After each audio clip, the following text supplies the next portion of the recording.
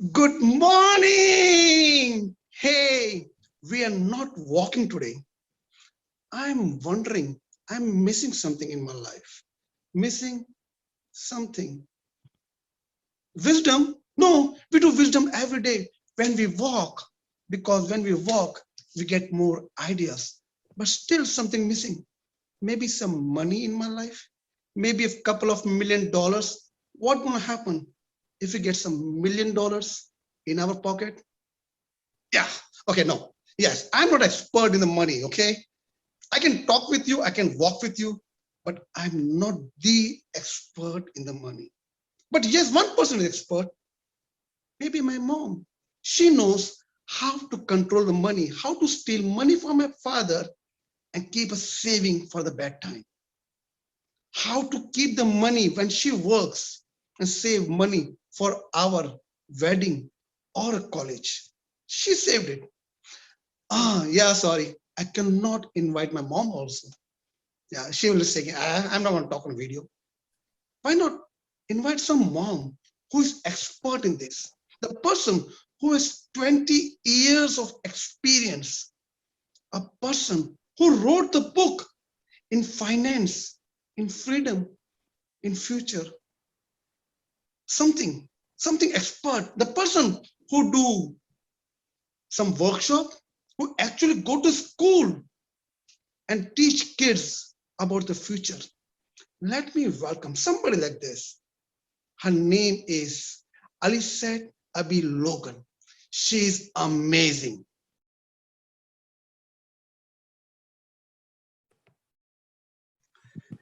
She brings people want to listen to her. People want to learn from her. That is what I got the review from the market. She has experience. Why not? Let's welcome her with let's welcome her away that is a beautiful way when she can tell us how the money works. And if not she, I don't know who is the best person to teach us how the money works. Let me welcome her. Okay, we keep a little bit of silence so we get prepared for her that she is here. Are you ready for a show? Just a moment. I'm calling her. Be secret, okay? Let's invite her.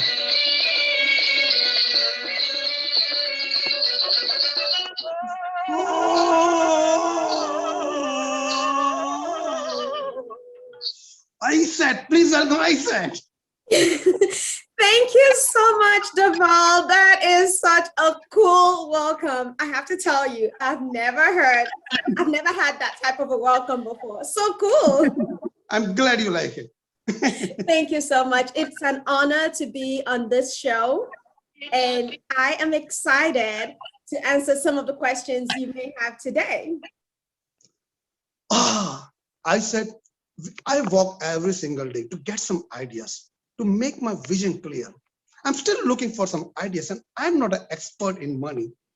Can you tell me what is success means with the money? Well, maybe tell us what success means to you. What success means to me? Wow, that is a great question, Deval. Success means to me more than money. But before I start, I want to share this song with you. Since you started with a song, I want to share a song with you. Okay.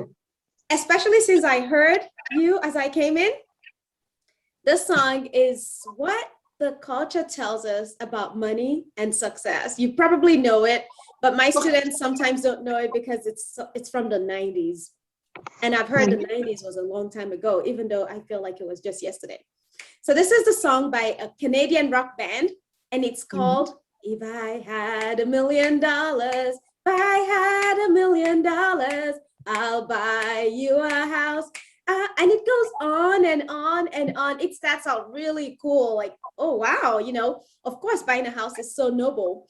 And we think culturally, when we think about success here in North America, we think about, you know, money, influence, and, you know, so much more. But for me, it's more than $1 million. success is truly just being who you're created to be and being the best that you are, where you are, making progress. Okay. What? Earl Nightingale says, success is a progressive realization of a worthy goal. And so when you are doing what you're meant to be and you are walking your best and pursuing a worthy goal, I believe you're successful. And that includes, being a good friend, being a good family member, being rich in family, richness is, in friendships, and being rich in money. Money is important. It truly is, because it helps us do a lot of things, but it's not the most important. It's just an aspect of our life. Okay. So means success is just same to level as rich. What is rich means? So for me, I define richness as rich relationships, rich family life, being intentional in your family, being rich in your community, giving back to people. And it doesn't matter if it's a little or much, and also being financially free, making the right, wise decisions when it comes to money, friendships, our community, and our family. And of course, let's not forget our health, because if we think about money and we go, I'm rich because I have $1 million or $1 billion on X amount of money, but you're sick and you don't have a friend to call on, or you spent your health chasing after the money and now you're using the money to buy back your health, that's not wealth. That's not richness. So money is an aspect, and we will talk a lot about that because that's important. But I want us to know that being successful has to do with being rich in our health, being rich in our relationships, and then being rich financially. And that's not an amount. It's really what we do with what we have. And I'll tell you more about that. Okay. So then if we talk about friends and rich things, but what about house? Is a house is an asset or liability? Absolutely. So that song that I introduced to, this guy talks about, buying all those things. He got $1 million and he started out with a house. And I always feel that is so noble. I mean, it's great to buy a house. It's a good thing. It's not a bad thing at all. But a lot of us don't realize that sometimes a house could be an asset or a liability, depending on how we're treating it.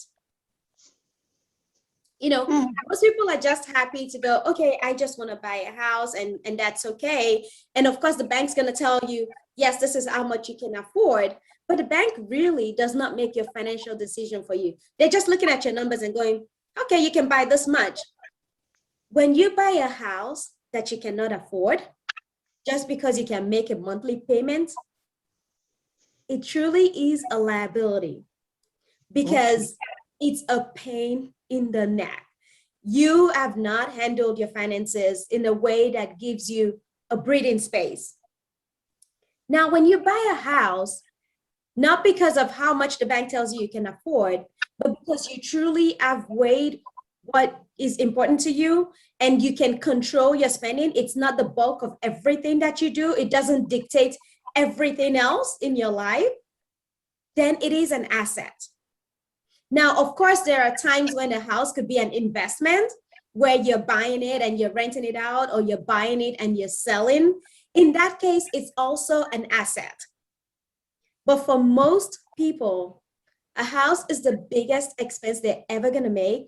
And for most times, for a good portion of their life, it is a liability. And what about the car? What is parking in our garage? What type of car should we have? That is a great question. Now, there are a variety of cars out there, and there is not a good or a bad one. Like, whether you drive an old clunker that was given to you, or that's what you can afford, or you have a Maserati, or, the latest Tesla, or the biggest, baddest car out there, or a Bentley, it doesn't really matter. I know for some of us, a car could be a form of status. However, it's just a commodity. So with the same thing with the house, when you buy a car, buy something you can afford. I'll tell you this. When I first started out, when I was in college, I bought 2 cars for myself. My first 2 cars, I paid cash for them. And it was such a relief. I really had no idea that I was making wise financial decision at that time. Then later on, when I moved to Dallas and I got a great job and my salary doubled, guess what I did? I got a new car again. And That's this nice. time around, I got me a $435 car note. That in itself may have not been a bad amount if I had not got myself a luxury apartment that cost me even so much more, and all these expenses that I acquired that were just eating out of my salary, such that I had nothing left at the end of the day. In that case, I shouldn't have bought myself such an expensive car. I should have there's a saying in Nigeria where I grew up that you cut your coat according to your size. I should have tailored my expenses to my income, but I didn't. And it cost me dearly. Okay, so you are the mother of two. So how can we save money for the kids? You have car, we have home. How can you save money? That is a great question. I love that question. So you already mentioned I'm a mom of 2. And because I teach finance, my kids, they in the past, they've been required to be in my classes, but they've heard me so much so that they make some of their own financial decisions. Like my daughter last month decided she wanted to close a bank account because she said, Mom, I only make a penny a year. It will take me 100 years to earn $1 on my savings account. I need to close it and I want to put the money in my investment. So there are different options for parents to invest, but you can also bring your children along. So what I do for them, I tell them they can take money out of their savings account and put it in an investment account and watch it. I even let them choose what they want to invest in, what company they want to invest in. I tell them to do a research, see what they like about the company, and then I share with them what some of the insights that I may have that they may not have considered. Now, as a parent, you don't have to do all that. That's just pushing it. That's me going just a little extra because I'm in the field. But there are so many ways we can invest for our kids. Now, depending on what you want, you might want to do what's called a 529 plan for them, which is just a college savings fund. The good thing about that is you can start with one kid, and if that kid doesn't use it, it passes on to another kid. Okay. You could also do what's called minor savings account for your kids. You can open investment accounts for your children, and they would be the owner, but you would be the guardian of that account. Just like opening a savings account for your child in the bank. You know, your child cannot sign a paper legally. They need somebody else to be there to guarantee them. It's the same thing for investments. You can do that for them. And there's just so many options for parents to explore besides a college saving funds. You could do an investment for them, but you have to figure out what's best for them. Now, don't sacrifice your future for their future, because they have an opportunity to create their own future. Give them an edge, great, perfect, but don't sacrifice your future. So meaning, just like when you're in an airplane and they always tell you, put on your mask before you put on your child's mask, don't go over ambitious, put on your own mask. So invest in your retirement, invest in yourself, and then invest in your kids. Or if they are earning money or you're paying them an allowance, then let them use that. Don't sacrifice your future for theirs, because they still have a lifetime to live. So when you say about how to save money, what type of different, you say a couple of funds, what type of different funds we can have for these kids? Absolutely. So depending on what investment company you go with, there are so many different investments that you can do, but most of them, they can tailor it to you. But I just want you to know that one, is the college saving funds that I mentioned, where you put money aside into college, and it's basically an investment account specifically for college. And then the other one is you could do a savings account, but I only say start with a savings account to get your kids in the habit of putting money aside. Once they've put aside a certain amount of money, then start talking to them about, hey, let's invest this. Now, you as a parent can also open an investment account for them. You can open kind of similar to a retirement account, really, for them. But like I said, make sure that you are healthy before Okay. you are given, before you're passing it on to them. So make sure that there's room for that, because the truth of the matter is they have a lifetime ahead of them to do exactly what you're trying to do for them now. So yes, starting early is good, but even waiting till they're 18 is not a bad thing. Well, except if you're saving for college. You talk about save money, how to save money, where to save money for the college. Do you think the college is important? Deval, I think college is important, but I don't believe it's the only route. I went to college and I have a degree. And so I encourage all kids to get a college education because of the experience. But it's not the end all be all. There is life outside of that. And this is what I tell my kids. It's okay if you don't go to college, as long as you are passionately pursuing something and you're creating something for yourself. You have a goal, you know exactly what you're doing. So you can opt to start your own business. If you have a clear plan and you know exactly what you do and you have the finances to do that, go for it. You can choose to work with somebody and learn in an industry that you're interested in. But as long as you have a clear plan of where that's going to direct you and it doesn't become a disadvantage to you, go for it. So I support my kids in that. And I say, if you want to explore something, go ahead and explore it because you're only young ones. Now, for some people, the military is a way for them to go. And that's okay because the military has a lot to offer. They basic discipline. And they support you in so many ways outside of that. So if that's an interest for a child, you are serving your country, I say go for it. But if you have an interest, you have a career that you want to pursue or you want to explore, you want to learn more, and you feel like it's going to contribute a lot more to you in college, do that. So what I did, to share a little bit of my story with you, when I graduated high school, I was in a different country. I was in Nigeria. And at that time, everyone had a gap year because the colleges were on strike, had been on strike for a whole year. So they couldn't take on students. And in that gap year, what my parents did was they put me in an accounting course, very similar to doing the CPA. So at the bottom level, it's like starting your CPA outside of school. And that gave me such an edge because by the time I came back to the US, having those courses, one, counted towards my college credit. And two, when I went to apply for a job, all my friends were getting minimum wage jobs. Back then, minimum wage was about $5.15.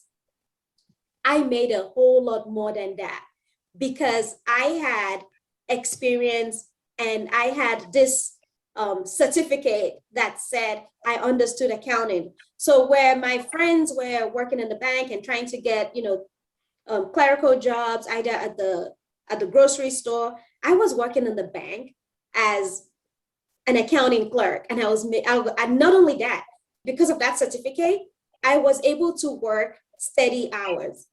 I just came in, did my daytime, and at night I went to school full time. And that was an edge for me. So never look down on anything that you're doing, as long as you have a clear plan. And sometimes you don't know where it would be a benefit for you. Like I didn't plan that I would work in the bank and this would be an advantage for me. My parents wanted me to make the best of the situation. And it turned out that it had ripple effects. So I have a lot of kids who come to pick up the food and come and looking for a job, but I have only one job, restaurant job. But how those kids get a job? Where do they look for the job? How do they get job? Deval, that is a wonderful question. Where should you look for a job? First of all, look within. What are you good at? What are you ready to offer?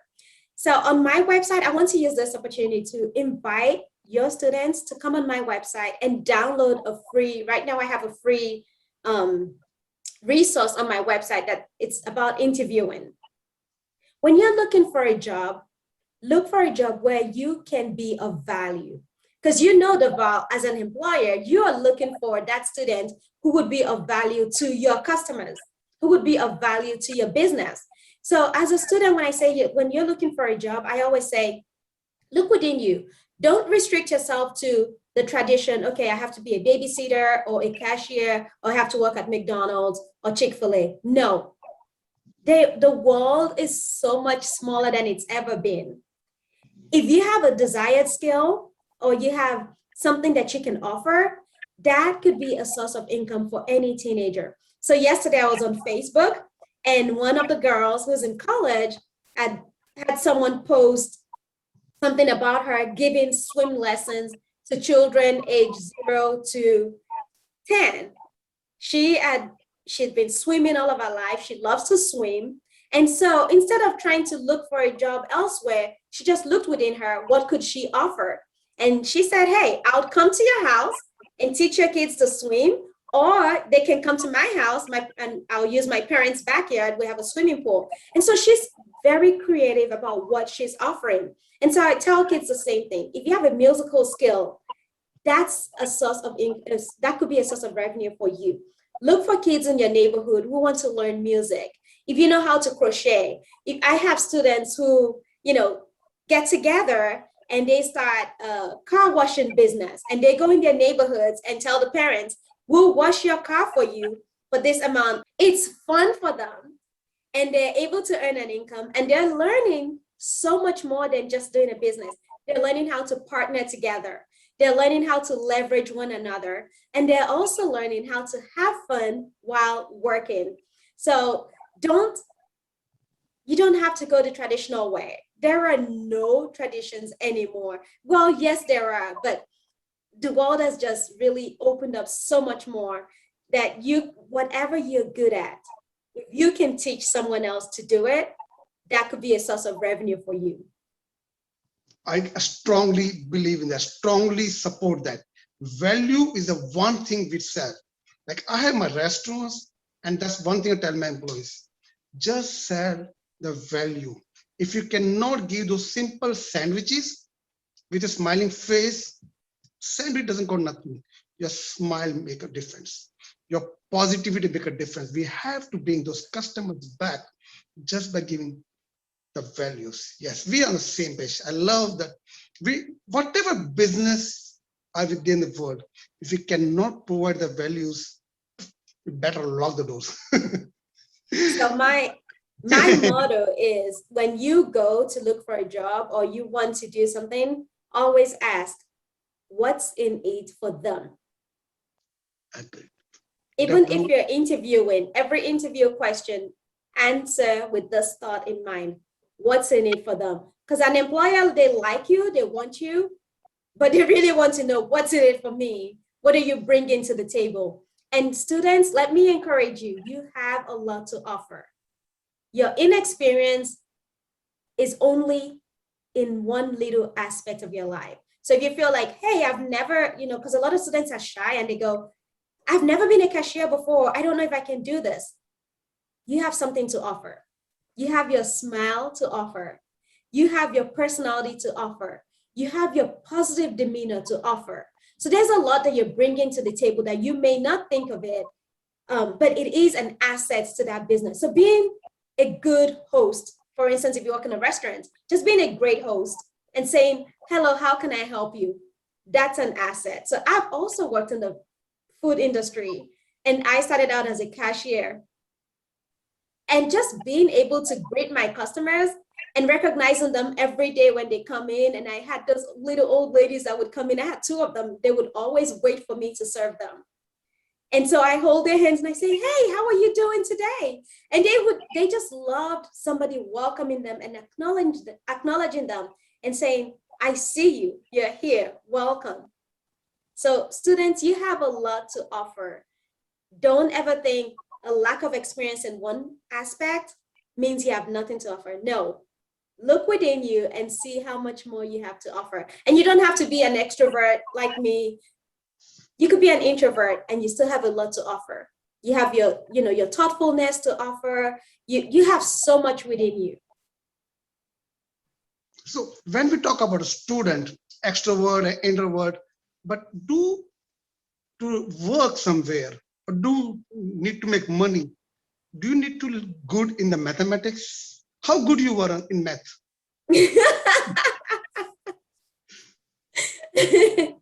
So Deval, I love numbers. And just about anybody who knows me knows that. But you don't have to be good in numbers at all in order to be successful in business. Well, I say that with a caveat. What you lack, let somebody do for you. So if you feel like I'm terrible at numbers, invite people, get an accountant, get somebody who's good, talk to your parents, talk to somebody who is good with numbers and share with them. So you don't have to be an expert in everything. So I love numbers, but I could not draw to save my life. So I, I defer to my kids, or sometimes I would hire somebody to do something for me. I have a website. I have no idea how to put one together. I know how to break it.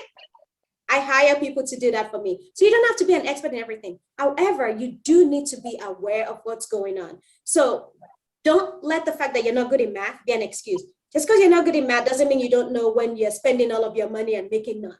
Like you can tell that right away, okay? Just because you're not good in math doesn't mean you don't know when you have no money in your bank account. You do. All you have to do is look in there, okay? Just because you're not good in numbers doesn't mean you cannot invest.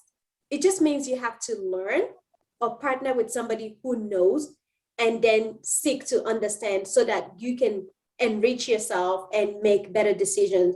None of us grew up an expert in anything. Like I was a baby one time. I didn't even know how to stand, okay? So I didn't know how to walk. Like Deval walks every morning. He didn't, he wasn't born a walker. No. But now it walks so much that it's a part of him. And so we all learn, most of us didn't know how to talk. We start with dada, mama. A couple of questions before I let you go. I know I appreciate it. You came here Sunday morning when the kids are sleeping, you're still talking to me. I appreciate your time. I have a couple of questions. What is this balance sheet? What is this balance sheet? Can you explain me? Oh my goodness, Deval, that is a great question. So when I teach my kids in the finance literacy club, we talk about financial statements. And I'm going to do one better. We're not just going to talk about the balance sheet. We're going to talk a little bit about the financial statements. There are 4 core financial statements that you should be aware of. One of them is the balance sheet. And this is the way I describe it. The balance sheet is a picture of your company. It tells you how you're doing. It's basically it's just picture. Yeah, so it is a picture that just shows you. I love when you do that, Deval. A balance sheet shows how your company is doing. It says, is it good? Is it bad? Like you're looking at me now. Am I healthy? Am I sick? Do I look good? Do I look bad? Am I sad? Am I happy? You can tell that by looking at the picture. Now, the income statement says, how are you doing? You doing good or you're doing bad? Because your income statement is showing you what your money is doing. Are you profitable? Like, are you really doing good? Are you that flashy or are you just kind of like faking it till you make it? That's what an income statement does. Now there's something called an earnings statement. Let's just consider it as a headshot. It just shows your headshot for year to year, kind of like, okay, how are we doing? I see your head, you exist, you're a person, like you're about to take your passport picture. They only need your headshot. They want to see your head. That's what an earnings statement is. And then there's your cash flow. Your cash flow is saying, where are you? Like, what's up? And it's just saying, what is your money really doing? Do you have that money that you say you have? That's what you're, and if you do, what are you doing with it? Like, let's see, open up the can of worms or not. That's what it is. So to answer your question, a balance sheet statement, when I said it's showing, it's a picture of you, it shows your assets and your liabilities. And the difference is your owner's equity. It's telling you, do you have enough assets to cover all of your expenses and liabilities? And at the same time, whatever is left over. So if you've bought, like you own a restaurant business, for instance, if you owned your building, that would be an asset. Even if you didn't, everything you use in your business, like the grill, the chairs that people sit on, everything that you bought to make that business run, that's your asset. Now you have expenses and you're paying people, right? To come and say, hey, welcome to my restaurant, and this is what we have to serve you. They are expenses, and those are your liabilities. And whatever is left over that, whatever from the things you have and the things you owe, whatever is left over, that's what you own. And that's what a balance sheet shows. So once you've made your payroll, I know you're super excited every time you pay that money, you're like, that's gone. But you also know the amount of money that came in, that, and so you're like, okay, I know what I look like. I look good. And then when your liabilities is more than your asset, you're like, I don't look good. So that's pretty much it. Now we could go in details about the different types of assets, the long-term and short-term, the different type of liabilities, but that will have to be a different lesson on its own because I wouldn't stop talking. We have to stop talking and really appreciate you for joining us this Sunday morning. One more thing. Yes. Wisdom begins in wonder. I'm wondering, where can we find you? That's a great question, Deval. I am easy to find. I'm on my website. It's www.abilogun.